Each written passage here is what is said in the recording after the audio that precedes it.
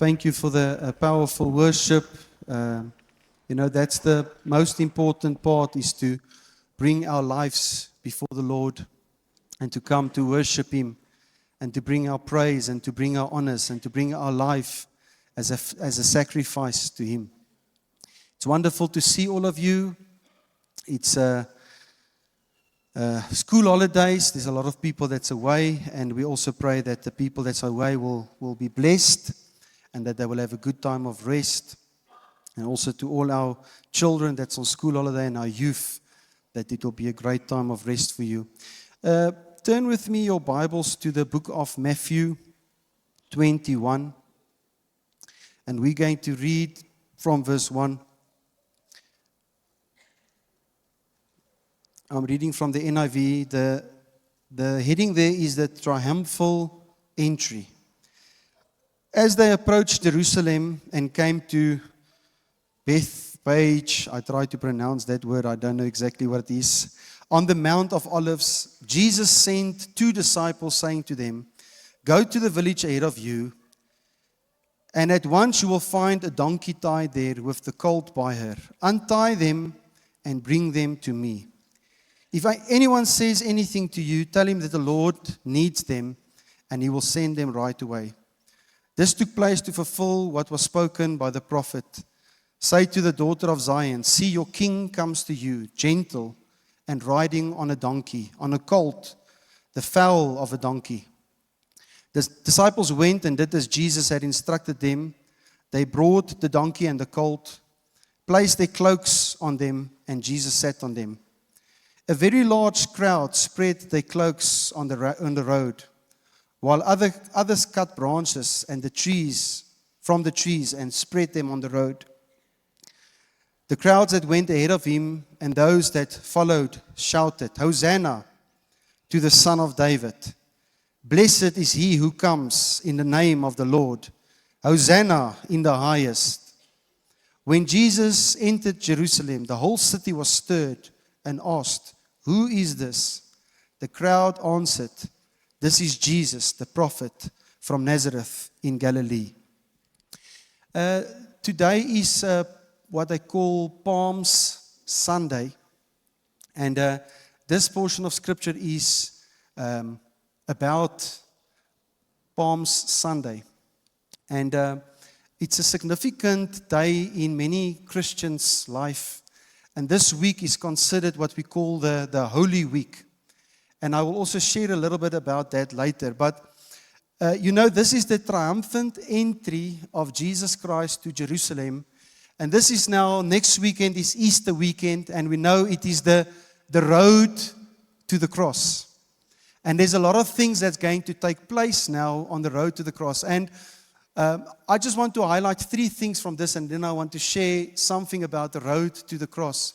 But this is so significant because this was to fulfill what the prophet Zechariah said in Zechariah 9 verse 9, that Jesus would come on a donkey. And it reveals to us the kind of king that Jesus was. The people was expecting this great, mighty leader, or they were expecting this warrior. But here comes Jesus as this king of peace. He comes in humility. He comes in gentleness. And He comes on a donkey. Not on this, what is this mighty, fierce horse of war. No, He comes on a donkey. And He came to save. He did not come to conquer politically in that time, the Romans. He came to save. And when I was reading the scripture, it just reveals to me that God and Jesus does not always move as we expect. But He always moves with purpose. He always operates with purpose. And it also shows me the condition, or the word, it exposes the human heart. It reveals the human heart. You know that the Bible says that the crowd was shouting, "Hosanna to the King." But many of that, and what they would do is they would put their cloaks on the road, and this is why they call it Palm Sunday, because they would cut the palms and they would put it on the road, and Jesus would travel on these palms into Jerusalem. But that same crowd that shouted out Hosanna, many of them would later shout, crucify him. And their celebration would turn into crucifixion. Their praise would turn into rejection because they did not understand the mission of Jesus Christ. They thought he was there to bring them peace, to deliver them from the Romans, but he came to bring a different type of peace. And when I look at this, it reminds me how easily, even today, how easily people can praise God with their lips, but how they turn their hearts away from the Lord. And we celebrate and we praise God and Jesus many times for what we want, what he can do for us, but not for who he is. And so Palm Sunday launches this Holy Week. It launches this week for many Christians, for leading to the cross. And it's a Holy Week and to the resurrection. And I put together a little time, what do you call it? I call it a timeline. You can just have a look for those that's interested. You can just have a look quickly at this timeline. If you can just put that timeline on the board for us. Just quickly a timeline for those that's interested. Palm Sunday is today. And as I said, it marks the triumphant entry of Jesus into Jerusalem. The Holy Week is this week, Monday to Thursday. Jesus will go into the city and he will begin to teach. He will be confronted. People will ask him many questions. The Pharisees and the holy people, the what do you call it, the skrifgeleerders, all these people, they will come and they will try to catch him out and they will ask him many questions and he will actually rebuke and he will speak very harshly against all the religious leaders. And then on Thursday, it's the Last Supper that Jesus has with his disciples. It's significant because he will wash the feet of the disciples, and this is where we get our communion from. This is where communion is instituted. And then Jesus will be arrested. And on Friday, we know this coming Friday, this is where Jesus will be crucified. On Saturday, he will be in the tomb. And on Sunday, which we call Easter Sunday, it is a celebration because he has risen. He has been resurrected. And then after that, we continue. From there, we have the 40 days after the resurrection of Jesus is the 40 days where Jesus would reveal himself. And he would come and he will show himself to many different people. And he will reveal himself to the disciples. And he will begin to equip them for their mission. And he will begin to teach them about the kingdom. And then we have what's called Ascension Day, which is this year, falling on the 14th of May, where we celebrate. That is where Jesus went to heaven and where he promises the Holy Spirit. And then there's 10 days of prayer. This is where the disciples would meet up in the upper room and they would wait on the Holy Spirit. They did not know what to expect. And for 10 days, they would pray and wait. And this is what we call then Pentecost, which is taking place on the 24th of May this year, which is on my birthday. Pentecost, Penta means 50. It's 50 days after Easter. This is when the Holy Spirit fell upon the people and where the church was planted and the church was started. Amen. I want to just share a very short message this morning on 3 things that stands out for me about the road to the cross, or the road of the cross, if you can call it like that. And I want to read the scripture based on the story that we just read, but it's from Luke. It's only in Luke, this whole entry in Jerusalem is recorded in all 4 the Gospels, but I could only find this section that I want to read now. I could only find it in Luke. And this is in Luke 19, verse 41. And 3 things that stands out for me about the road of the cross. Read with me this, Luke 19, verse 41. It says this, that as he approached, it's Jesus, as Jesus approached Jerusalem and saw the city, he wept over it and said, if you, even you, have had known on this day what would bring you peace. But now it is hidden from your eyes. Now, this for me is such a significant portion of Scripture, because this is what happens is Jesus is coming and he's still approaching Jerusalem. And as he sees the city in front of him, he begins to weep. And he says he weeps over the city. Now, I can only find two places where Jesus wept. The one is at the tomb of Lazarus, where Jesus would weep for Lazarus. And then we know that he had such a love for Lazarus that he would raise him from the dead.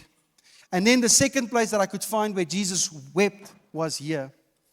And then I went and I looked just at, the Greek words. I'm now doing Bible school again.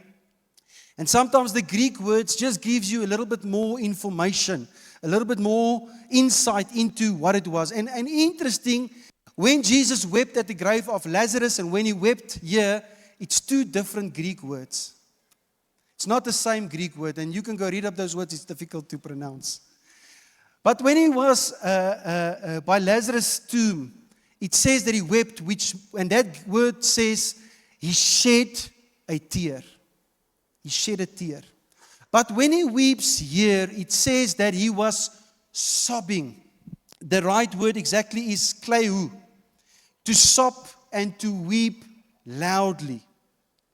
So Jesus was making his way to the city, and then all of a sudden he was sobbing bitterly, he was weeping loudly.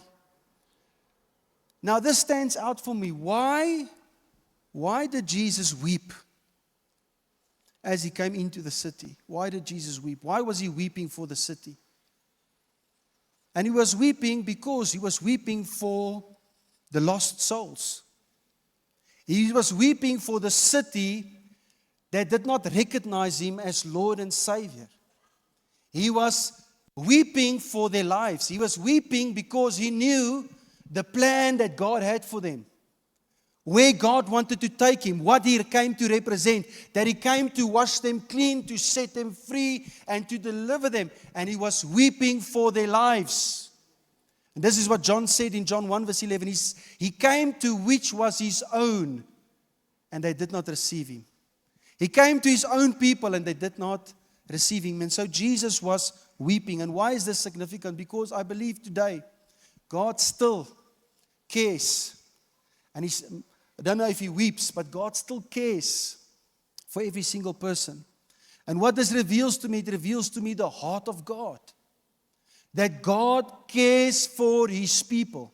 And that God does not want any person to be lost. That God knows the great plan, the great purpose that he has. And even if you ask so many people today, what is Easter about? Many people don't know. They think it's about a bunny. And it's about eggs. Not recognizing the King of Kings and the Lord of Lords that came to save and to touch their lives. Which shows me that this is why Jesus was weeping. He was weeping because he knew these people, they are not going to enter my kingdom with me. I've got a heart for them. I've got a desire for them. I am longing for them. There's the scripture in Isaiah 50, verse 18. If you just can read it with me. It says, "Yet the Lord longs to be gracious to you. He rises to show you compassion." This is such a powerful scripture for me. The Lord longs to be gracious to you. He rises to show you compassion. Now we know that the Lord never sleeps, but it says that he rises to show you compassion.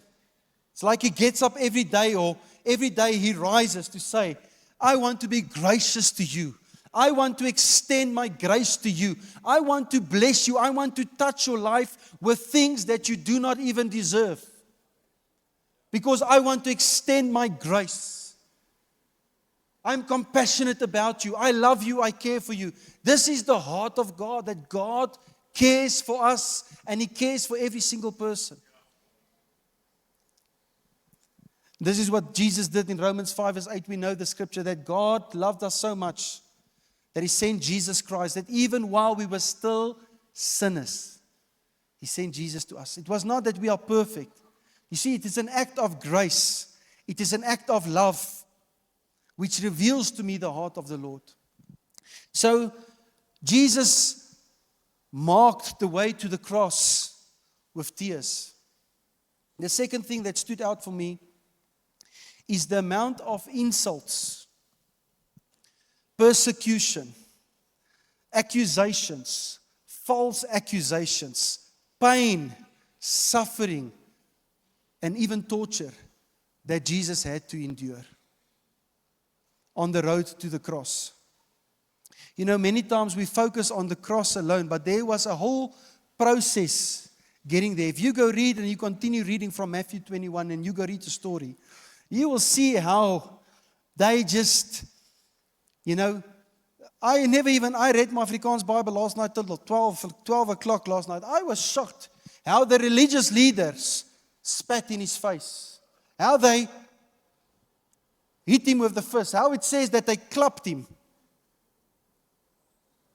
All the things that Jesus went through. Now, if you go read up about crucifixion, you know, crucifixion was invented by the Persians. But then the Romans, they just took it to a whole another level. And it was intended for a very slow and a very painful death. A very slow and a very painful death. And I go read up, it says that many people died just from the floggings. They speak of the word floggings. Floggings, which is beatings, which they received even before they were crucified. It was part of the crucifixion process that you are what they call flogged, that you are beaten. And I had to go look up and read up a little bit on that and did my own investigations. And, you know, many of us, we've seen maybe a movie, Passion of Christ, or I hear Chosen is very good. I'm now only in season 2. I've started, but they say it gets better and better. So maybe we've seen a picture of the crucifixion. Maybe but you know, this is what it says. The instrument that they used to beat those people that would get crucified. This is what it says. It was a short whip called a flagellum with several single or braided leather strips of variable lengths in which small iron balls or sharp pieces of sheep bones were tied at intervals. Now, I Googled this and then I said, give me a picture of this. So give us a picture of this. This is the picture of more or less how it could have looked like. What they used to beat those people and to beat Jesus. And this is what it says. It says that men, they were stripped of their clothing and their hands were tied to an upright post.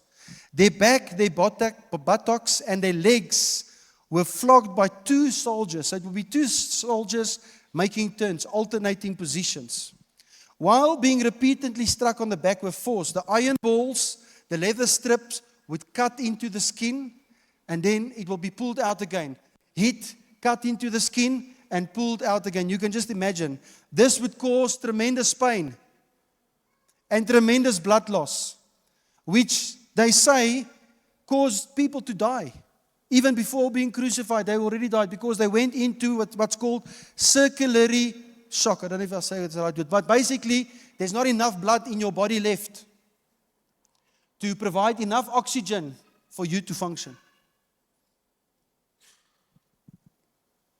Now, I was looking in the Bible, where does it speak about in the Gospels about this? And it doesn't say much about the beating, but the prophet Isaiah would prophesy, and he would say in Isaiah 52 verse 14, that Jesus would be severely beaten, that he was unrecognizable. It says, his appearance was so disfigured beyond that of any human being, and his form marred behind human likeness.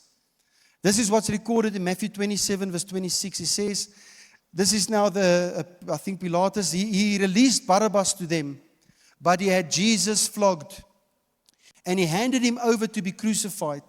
Then the governor's soldiers took Jesus into the praetorium and gathered the whole company of soldiers around him. They stripped him and put a scarlet robe, it's a purple robe, on him. And then they twisted together a crown of thorns and set it on his head. They put a staff in his right hand. And then they knelt in front of him and mocked him. Hail, King of the Jews, they said. They spit on him.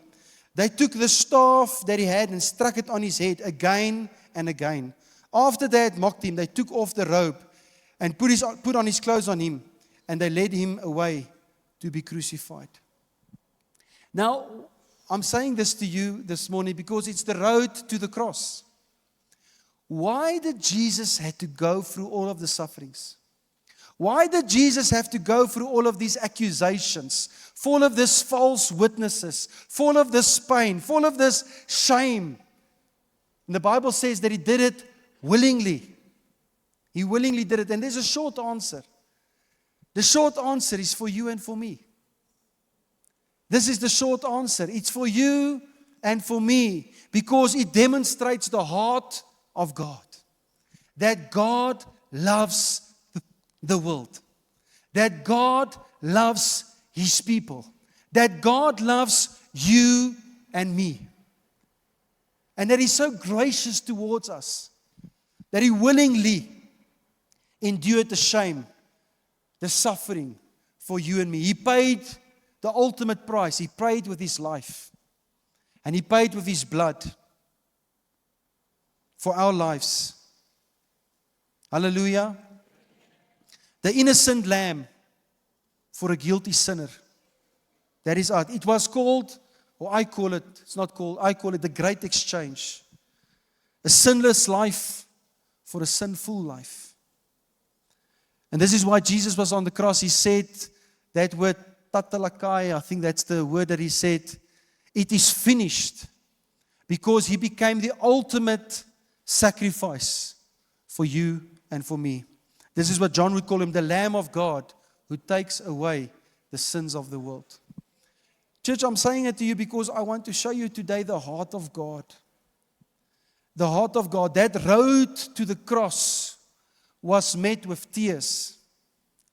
That road to the cross was met with suffering. You know, the Gospels, they record it differently. Each one records it a little bit differently. Matthew records it differently from John. But you know, in Matthew, you'll see he's recording 3 times. 3 times Jesus said, Lord, if you can take this cup from me. 3 times.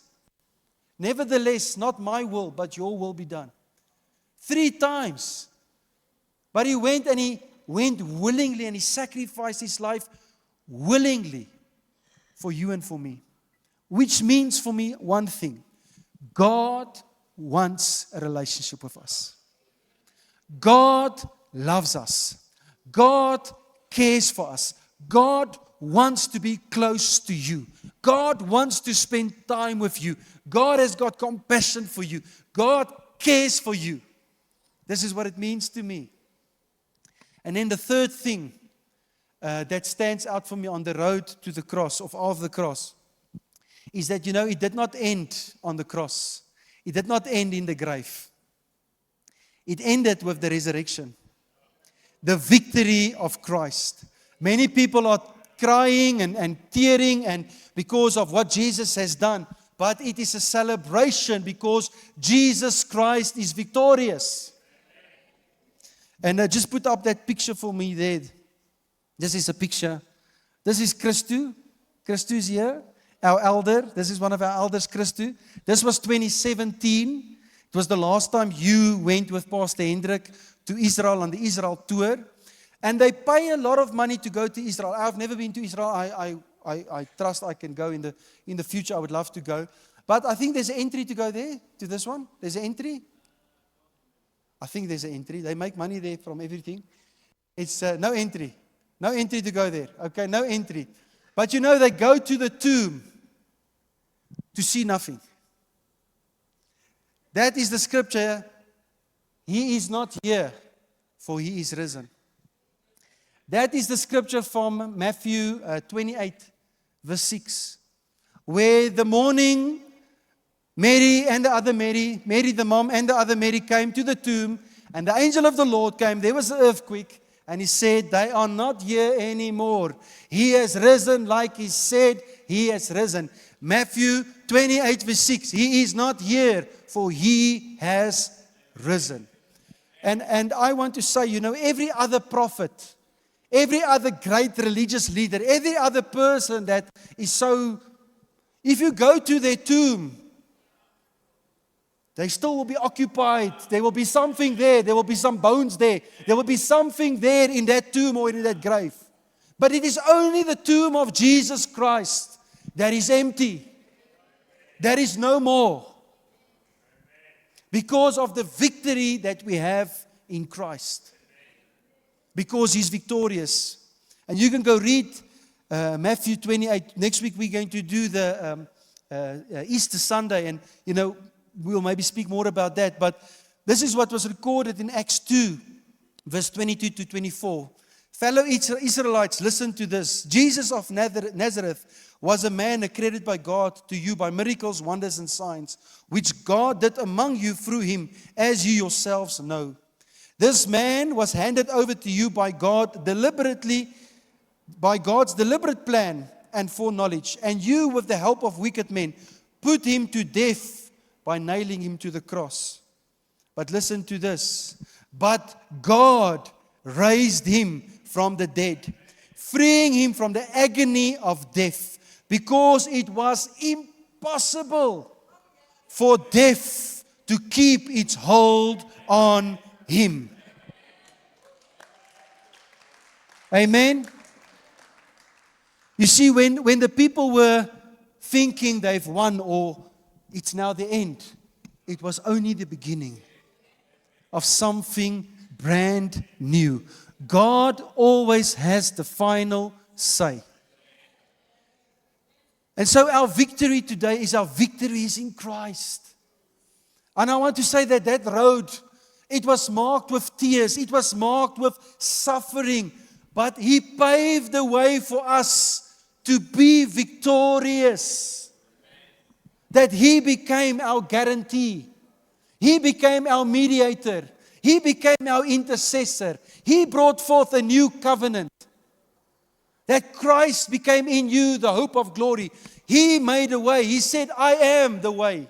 I am the truth. I am the light, the life. No one can come to the Father except through me.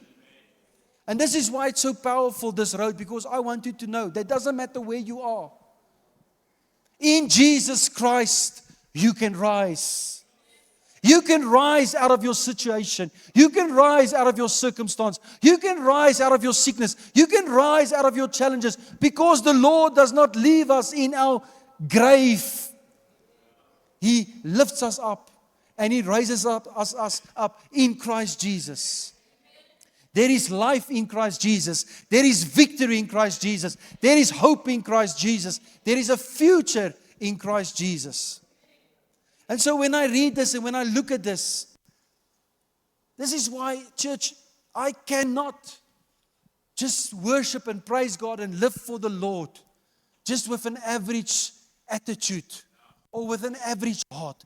I cannot serve God with a 20% mindset. Or a 20% lifestyle. I cannot. Because He gave His everything for us. Therefore, I will give my everything to Him. I will praise Him and I will worship Him. And nothing is too much, because nothing was too much for Him.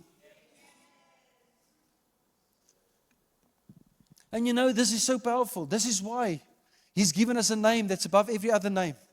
The name of Jesus Christ. The Savior of the world, the Lamb of God that takes away our sins. And I want to challenge you. In every situation, I had one of our brothers in the church, he just sent me a voice note this week, and he's got this revelation, and it's powerful revelation, and he's just been exercising it in his life. And it's powerful because I'm doing it in my life. It started 2 years ago when I started declaring that scripture over my life. I started saying, the Lord bless me and keep me and makes His face shine upon me and is gracious to me. And it ends with, so they will put my name on the Israelites and I will bless them. And they will put my name, Jesus Christ. And many times in my life, I just speak the name of Jesus over my life. Jesus Christ over my situation. Jesus Christ over my finances. Jesus Christ over my mindset. Jesus Christ over my future. Jesus Christ over when I have issues or challenges. Because Jesus Christ, there's power in Jesus Christ. When I call upon His name, He comes to deliver. When I call upon His name, He comes to save. When I call upon His name, He gives me strength. There's strength in the name of Jesus. Our victory is in Jesus. He has the final say. Death, where is your hold? You've got no hold on my life because I am in Jesus. I live in Jesus. I move in Him. I dwell in Him. I find myself in Him because He has made a way for us. Hallelujah. Amen. As we approach our week this week, I trust that God can do something new and something fresh in your hearts. That God can touch you. That God can lift you up. That God can strengthen you. That God can encourage you. You know, many times we are hopeless. But Colossians 1:27, Christ in me, the hope of glory. Christ in me, the hope of glory. I am more than an overcomer through Christ that strengthens me. Greater is He that is in me than he that is in the world.